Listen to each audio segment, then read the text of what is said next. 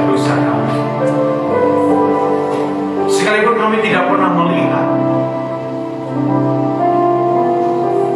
tapi kami tahu iman kami kayak bertambah, bahwa Tuhan kami sungguh hebat, bahwa Tuhan kami sungguh dahsyat. Kami bersyukur buat hari ini Tuhan Yesus. Dengan mata kepala kami melihat kebesaran Tuhan atas hidup kami, dan itu meneguhkan hidup kami semua. Dan kami percaya Tuhan Yesus, terima kasih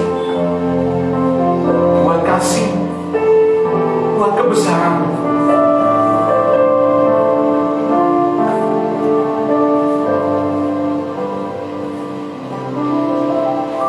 Sebab aku percaya, bukan karena melihat, namun karena firman-Mu digenapi hidupku. Ku percaya, bukan karena melihat, namun karena firman-Mu tiada pernah berubah. Sebab aku percaya, bukan karena melihat, namun karena firman-Mu yang selalu digenapi di hidupku. Ku percaya, bukan karena melihat, namun karena firman-Mu tiada pernah berubah. Namun karena firman-Mu tiada pernah berubah. Namun karena firman-Mu tiada pernah berubah. Berikan sorak-sorai Tuhan. Jadi kami senantiasa diam lemah diri bagi hamba-Mu yang sangat terbatas untuk menyampaikan isi hati-Mu dalam nama Tuhan Yesus. Haleluya. Amin. Salam Bapak Ibu. Ada sukacita? Semuanya sehat? Mari belajar dari Kejadian 41 ayat 51 sampai 52. Saya memberikan tema hari ini adalah turning point. Apa tadi? Titik balik. Aku tidak kleru. Turning point, titik balik siapa? Yusuf. Yusufnya bukan papinya Jovan ya. Tapi kita belajar turning pointnya Yusuf dari Kejadian 41 ayat 51 sampai 52. Next. Kelihatan? Yes. Kelihatan ya? Saya sudah tuliskan di PowerPoint. Mari baca bersama-sama pelan-pelan, tidak usah oya-oyaan. Karena target kita masih 30 Juni. 1,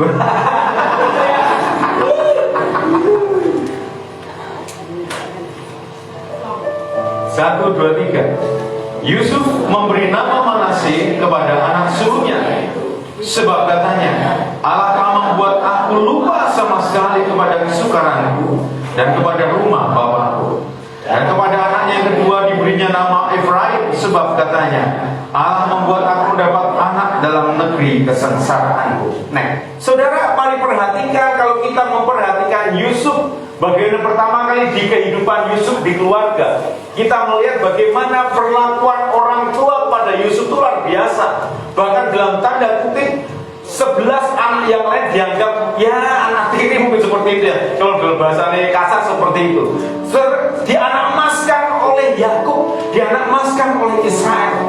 Yusuf orang yang luar biasa dengan kegantengannya, dengan sesuatu yang luar biasa pada waktu itu, sehingga orang tuanya itu seakan-akan, ya kamu tuh luar biasa buat aku. Aku punya anak 11, tapi kamu tuh yang lebih luar biasa. Sudah bisa memperhatikan ini. Bagaimana perlakuan orang tua pada waktu itu membuat semua saudaranya itu membenci Yusuf.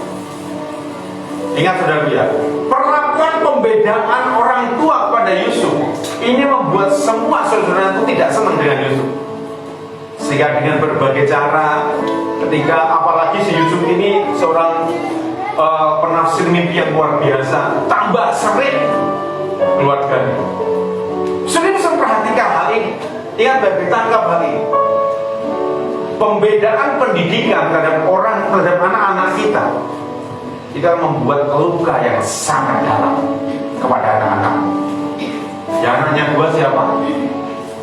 Yang anaknya dua? Oh. Yang lain sebenarnya sudah dua, tapi Afito kemarin aku anaknya baru satu, anak emas seperti itu ya. Tapi anak yang dua, pembedaan pendidikan, pembedaan kasih sayang dan sebagainya, itu membuat luka hati pada saudaranya. Saudara, bahkan jubah pun, pakaian pun dibedakan, saudaraku ya. Mungkin orang lain, anak teman-temannya, kakak-kakaknya berikan jubah yang biasa, tapi Yusuf diberikan jubah yang maha indah. Yang terjadi pada waktu itu, saudara bisa membayangkan Yusuf setiap hari senang, suka cita, tapi bagaimana dengan yang lain? Ketemu Yusuf langsung, anak kesayangan, anak kesayangan, anak kesayangan. Saudara, yang terjadi karena sakit hati, karena kecewa yang luar biasa, ayah Yusuf dijual menjadi budak oleh saudara-saudaranya. Yang kedua, kehidupan di tempat siapa? Potifar. Sampai sana, dia di sana, disayangi oleh Potifar. Sampai sana, dia disayangi oleh orang-orang di sana pada waktu itu. Bahkan sampai gandengnya, tante Pot itu sampai tergila-gila, tante Pot, saudaraku ya. Karena kegandengannya Yusuf ini, sampai ingin tidur dengan Yusuf, sampai akhirnya Yusuf melarikan diri, tetapi karena dia menghindar dari dosa. Ingat saudaraku ya, dosa seperti ini dihindari, dia lari dari dosa, bukan menyerahkan diri dengan dosa. Banyak orang-orang ketika ada godaan seperti itu menyerahkan diri dengan dosa, tapi harus menghindar dari dosa tersebut. Ingat tujuan mula-mula, karena hidupnya untuk kemuliaan Tuhan. Dia sadar, dia melarikan diri hanya apa? Kena fitnah sama tante Pot. Yusuf masuk dalam penjara. Dalam penjara juga lama, saudaraku ya. Ini di penjara kalau di Alkitab kan baca selesai, mungkin 5 menit selesai, saudaraku ya. Tapi dia juga sangat lama di penjara ini. Sampai akhirnya ada orang yang bermimpi dan dia akan menjadi ke Mesir. Sampai Mesir, saudaraku ya. Saya bisa perhatikan ini. Raja berkata, hanya cincin stempel ini yang membedakan engkau dengan aku. Lalu dia menjadi orang yang paling berkuasa, atau dalam bahasa sekarang itu mungkin Perdana Menterinya Mesir. Luar biasa. Dia bersuka cita. Tapi dia tahu dia masih keluarga. Dia punya Yakub bapaknya. Dia punya 11 teman-teman saudaranya yang lain. Mari perhatikan hal ini. Lalu apa yang menjadi titik balik Yusuf? Apa yang menjadi turning point-nya Yusuf, saudaraku? Saya bagikan 2, ayatnya juga ada 2. Jadi jangan khawatir jika yang belum sarapan tidak akan sampai jam 12, saudaraku. Paling sampai jam 1 kali ini. Yang pertama, kenapa gambarnya mau ngakak ya mana sih? Sampai deh, tapi kan guyu. Manasih artinya Allah telah membuat aku lupa sama sekali sama apa, saudaraku? Kesukaranku. Saudaraku, kita perhatikan flashback-nya Yusuf. Bagaimana dia sukaranya luar biasa, duka citanya luar biasa, sampai dia berkata kita mendapatkan anak yang pertama, aku beri kamu nama Manasih, supaya semua orang mengingat bahwa semua kesukaranku dihapuskan oleh Tuhan, semua kesukaranku dihilangkan oleh Tuhan, semua kegelisahanku sudah dihapuskan oleh Tuhan, aku sudah ditolong sama Tuhan. Karena aku tahu bahwa Tuhan bersama dengan aku, maka aku akan berhasil. Katakan amin. Saudaraku, jika engkau ingat akan kesukaran, ingatlah kata Manasih. Ada amin? Coba tengok kanan kiri katakan Manasih seperti itu. Engkau itu Manasih. Ayo, opo ngomong sampaikan kesukaran opo. Mana sih opo? Malah dia ngomong. Mana sih kesukaranku telah dirancang oleh Tuhan. Dia tahu bagaimana Yusuf perjalanannya begitu luar biasa. Tapi yang kita ingat hari ini, saudaraku, bersama dengan Tuhan, kesukaran itu akan dihapus oleh Tuhan dengan sukacita. Katakan amin. Itu luar biasa seperti itu, saudaraku. Saudara dan saya punya Tuhan yang luar biasa. Bahwa kesukaran kita pernah mengalami kesukaran. Semua orang pernah mengalami kesukaran. Bahkan anak kecil pun pernah mengalami kesukaran. Tapi ingatlah baik-baik, selama aku bersama dengan Tuhan, akan bisa menang menghadapi kesukaran itu. Amin. Bersama dengan Tuhan Yesus sudah pasti menang. Apa yang kau takutkan? Terkadang kita melihat masa depan kita, kok yang ini ya? Kita baru melihat masa depan yang seperti itu, sudah ketakutan. Tapi ingatlah baik-baik, kesusahan hari ini cukuplah untuk hari ini. Tapi kesukaran itu besok lagi, itu masih ada lagi. Saudaraku, mari kita belajar hari ini bahwa tanggung jawab kita menyelesaikan kesukaran itu. Besok masih ada. Setiap orang punya kesukaran. Setiap orang punya beban. Setiap orang punya masalah. Tapi ingatlah baik-baik, saudara dan saya punya Tuhan. Amin. Ketika engkau susah, ingatlah kata-kata Manasye. Ketika engkau kesukaran, ingatlah baik-baik Manasye. Atau mungkin saudara ketika bodoh sayur, mungkin jangan seperti keselongan, mana panas seperti itu. Banyak Manasye lagi. Itu panas lagi. Kenapa mengingatkan saudara bahwa kesukaran saudara sudah dihapuskan oleh Tuhan?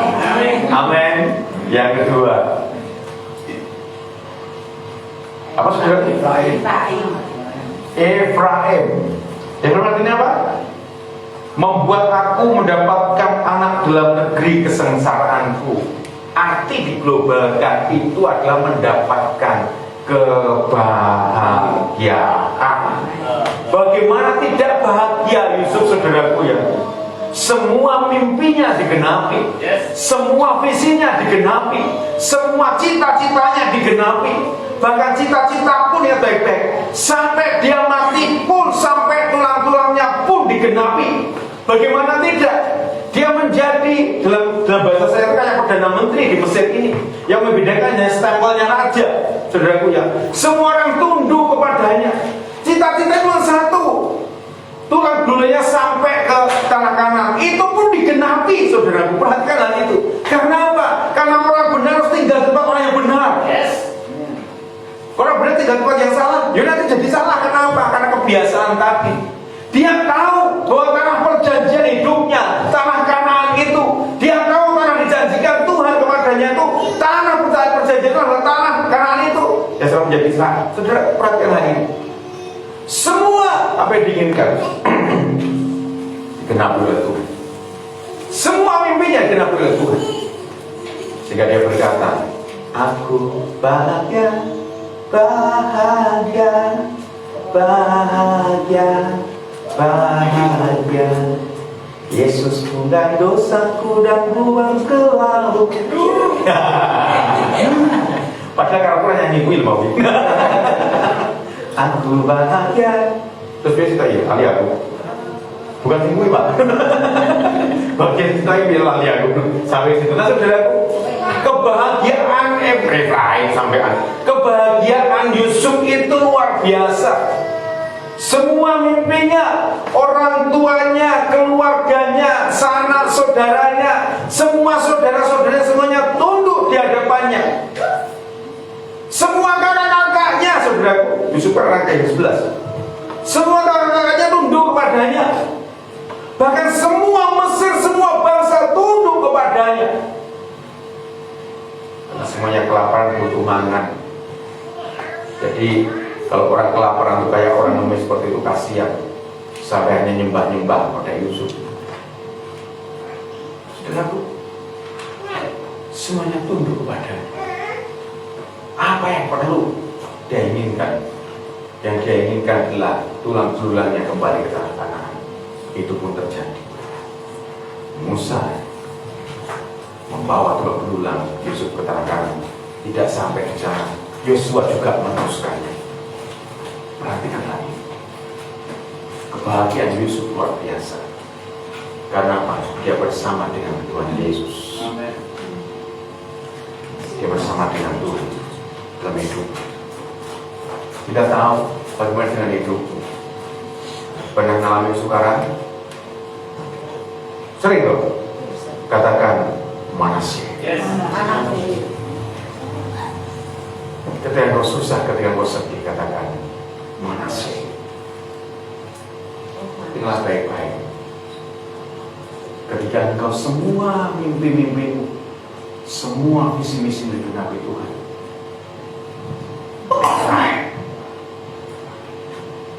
Efraim. Bukankah gereja kita sebentar lagi menjadi Efraim? Semua karena Tuhan, bukan karena kuat gagah kita. Semua karena Tuhan.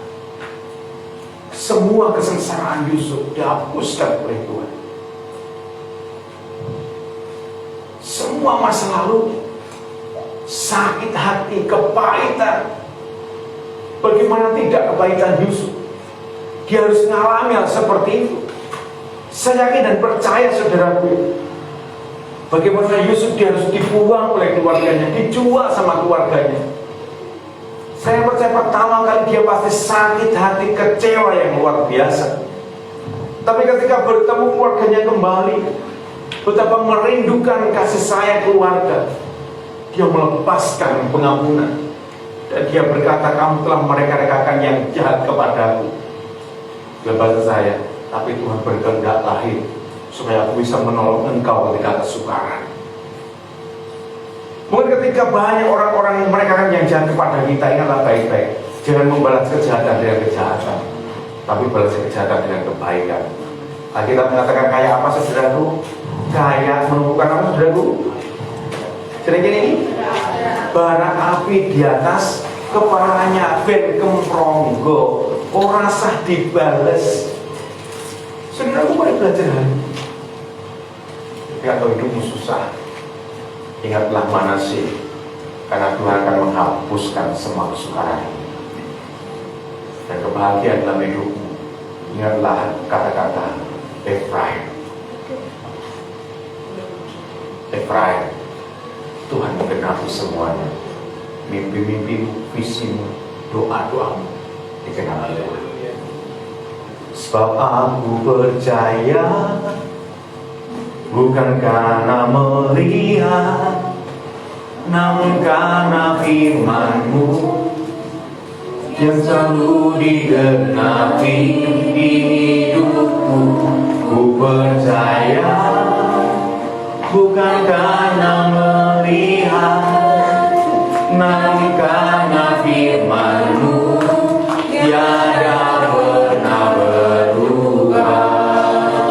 Sebab aku percaya, bukan karena melihat, namun karena firman-Mu yang selalu digenapi hidupku. ku percaya, Bukan karena melihat, namun karena firman-Mu tiada pernah berubah. Saudara, setiap orang punya kesukaran, setiap orang punya masalah. Tapi satu hal, kau punya Tuhan yang luar biasa dalam hidup. Kau punya Tuhan yang hebat dalam hidupmu. Dengarlah baik-baik. Ketika hidupmu susah, ketika hidupmu gelisah, ingatlah kata Manasye dalam hidup. Karena semua kesukaran, semua gelisahku, semua tantanganku sudah dihapuskan oleh Tuhan. Sekalipun hari kita belum melihat bagaimana hari depan, tapi karena dengan imanmu kata Manasye, Manasye, Manasye.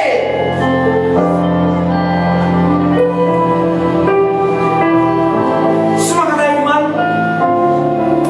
Yusuf punya iman luar biasa.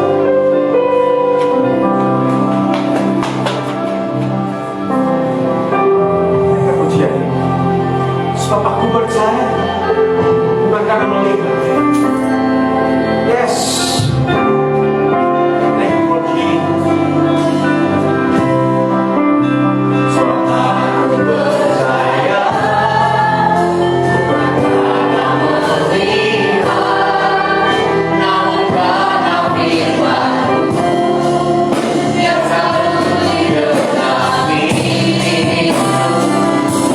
Percaya, bukan karena melihat, namun karena firman-Mu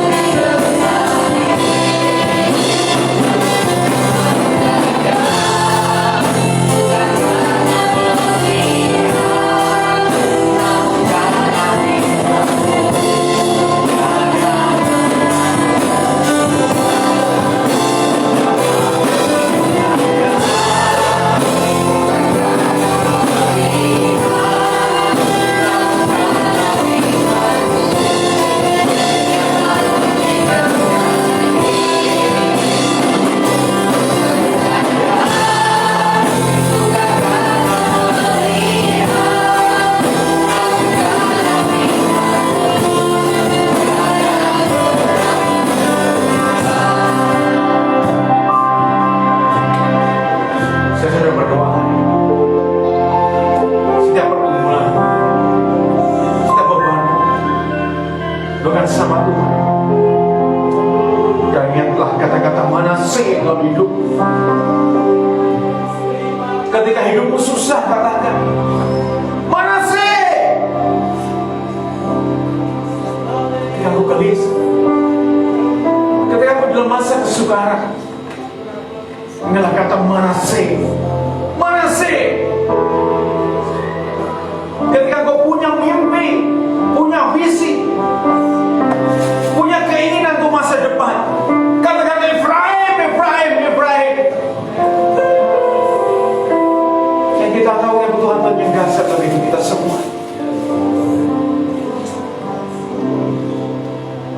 Karena Tuhan akan selalu membuat Manasye dalam hidup. Tuhan akan membuat engkau Efraim dalam hidup. Semua kesukaran, semua gelisah, semua penderitaan, semua cita-cita dan masa depan, ada Manasye dan Efraim dalam hidup. Teruslah berdoa. Apapun yang kau butuhkan, apapun kau inginkan, inginlah baik-baik. Manasye dan Efraim.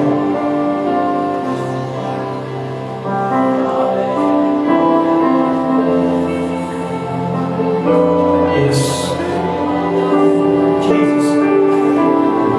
Tuhan mendengar setiap seruan doa kami hari ini. Menjadi kegelisahan kami, menjadi kesukaran kami ya Tuhan. Dalam nama Tuhan Yesus, Manasye, Manasye dalam hidup kami. Semua cita-cita kami, masa depan kami, kami berkata Efraim, Efraim dalam hidup kami. Karena kami percaya semua kesukaran, semua kegelisahan, semua masa depan sudah bersama dengan Tuhan. Ada kemenangan buat kami semua Tuhan. Terima kasih Yesus. Kau sungguh luar biasa. Sebab aku percaya, bukan karena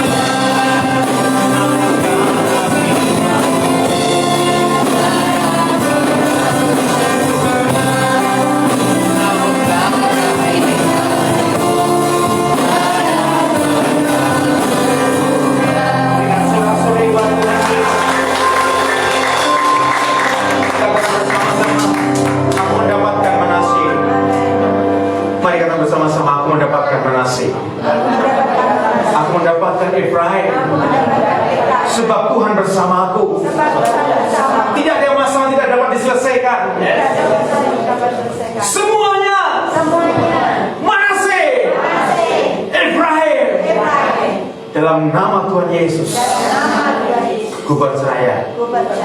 Amin. Sebab aku percaya.